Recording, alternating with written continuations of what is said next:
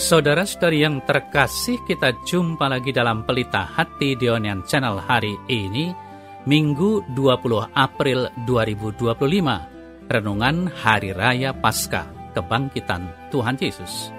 Bersama Saroma Thomas Ratno SCY dari Komunitas SCY Teluk Betung, Bandar Lampung, mendengar dan merenungkan Sabda Tuhan, yakni firman Tuhan yang tersurat dalam Injil Yohanes, bab atau pasal 20, ayat 1 sampai dengan ayat 9. Pada hari pertama minggu itu, pagi-pagi benar, ketika hari masih gelap, pergilah Maria Magdalena ke kubur Yesus, dan ia melihat bahwa batu telah diambil dari kubur.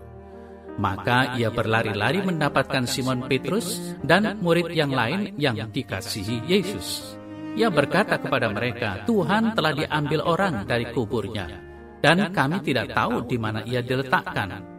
Maka berangkatlah Petrus dan murid yang lain itu ke kubur. Keduanya berlari bersama-sama. Tetapi murid yang lain itu berlari lebih cepat daripada Petrus, sehingga ia lebih dulu sampai di kubur. Ia menjenguk ke dalam dan melihat kain kapan terletak di tanah. Akan tetapi ia tidak masuk ke dalam. Maka tibalah juga Simon Petrus menyusul dia dan masuk ke dalam kubur itu. Ia melihat kain kapan terletak di tanah, sedang kain peluh yang tadinya ada di kepala Yesus tidak terletak dekat kain kapan itu, tetapi agak di samping di tempat yang lain, dan sudah tergulung. Maka masuklah juga murid yang lain, yang lebih dulu sampai ke kubur itu. Ia melihatnya dan percaya. Sebab selama itu mereka belum mengerti isi kitab suci yang mengatakan bahwa ia harus bangkit dari antara orang mati.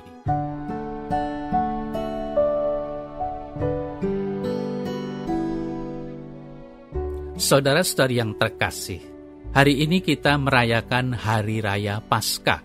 Selama 40 hari masa puasa dan pantang, permenungan kita diarahkan pada sikap hidup, khususnya yang berada di wilayah Keuskupan Tanjung Karang, sikap kepedulian terhadap sesama.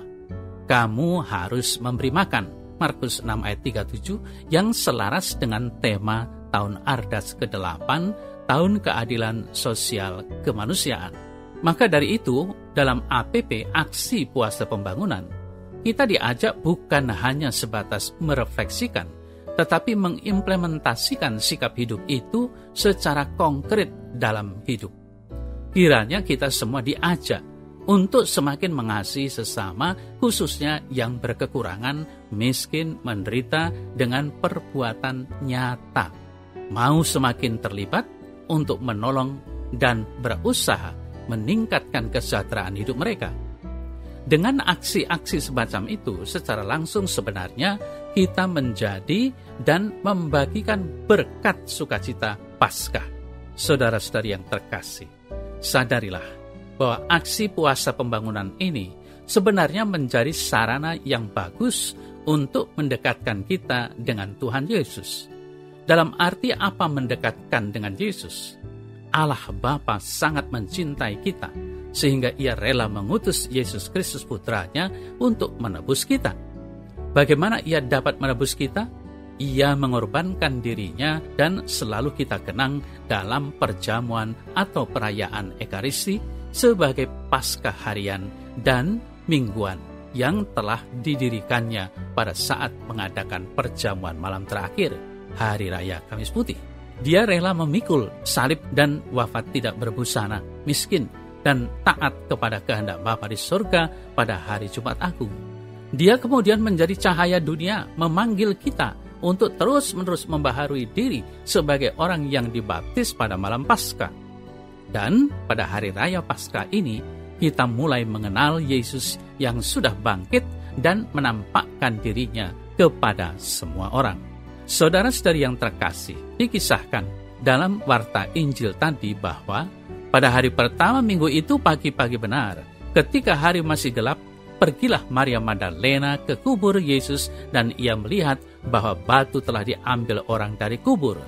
Maria Magdalena memang mencintai Yesus tetapi pada level yang masih sangat manusiawi. Oleh karena itu, ia berjalan juga dalam kegelapan dengan maksud melihat Yesus yang ia banggakan itu. Ternyata harapannya pudar. Mengapa? Karena makamnya kosong. Pengalaman pribadinya dengan segala kekhawatiran membuat dia tidak lama-lama, tetapi langsung kembali ke komunitas dan menyampaikan pengalamannya itu kepada Petrus dan Yohanes, murid kesayangan. Saudara-saudara yang terkasih, Petrus dan Yohanes berlari ke kubur.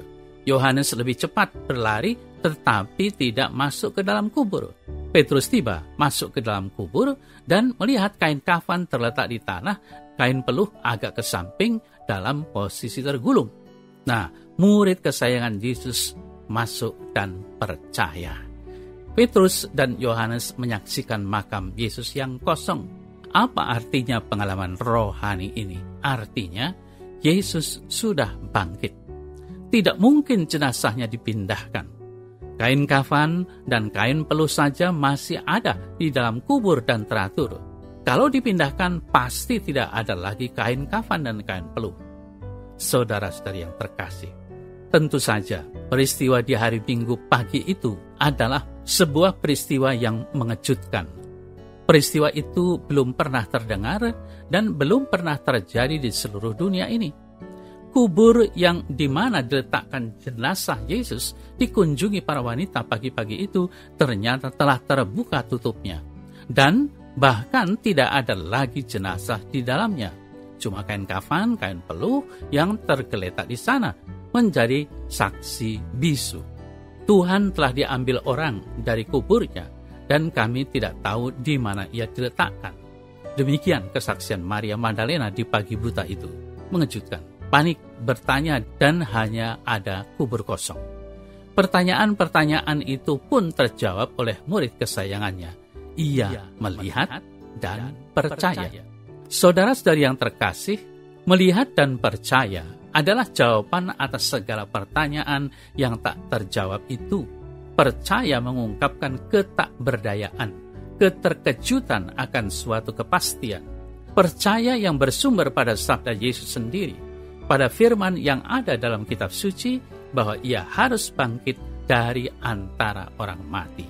Itu berarti segala ketakberdayaan, keterkejutan, ketidakmengertian, kesulitan dan penderitaan serta segala-galanya yang tak terjawab dalam hidup ini justru menjawab jawabannya dari kitab suci. Kitab suci menjadi jawaban atas segala persoalan hidup manusia. Kitab suci mengatakan bahwa ia harus bangkit dari antara orang mati. Maka Yohanes dengan melihat semuanya itu, sungguh ia percaya. Sebab jika Kristus tidak bangkit, maka sia-sialah iman kita. Ini yang luar biasa. Maka kita bangga atas iman kita. Iman akan Kristus yang bangkit. Namun Rasul Paulus mengingatkan kita, kamu telah menerima Kristus Yesus Tuhan kita, maka hendaklah hidupmu tetap di dalam Dia. Hendaklah kamu berakar di dalam Dia dan dibangun di atas Dia. Hendaklah kamu bertambah teguh dalam iman yang telah diajarkan kepadamu, dan hendaklah hatimu melimpah dengan syukur. Kolose 2 ayat 6 sampai dengan 7.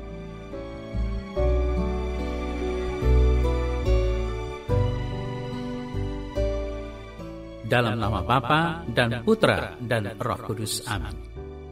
Ya Allah Bapa di surga, dengan peristiwa Paskah hari ini, di mana Tuhan Yesus Kristus Putramu bangkit dari kematian, keluar dari kegelapan hidup, menang atas kuasa maut yang membawa kebinasaan, dan yang telah hidup baru dalam kemuliaan, semoga kami juga mampu meninggalkan hidup lama yang penuh kegelapan, untuk mengenakan hidup baru yang penuh sukacita yang Engkau limpahkan hari ini. Haleluya, dan terpujilah namamu kini dan sepanjang segala masa. Amin.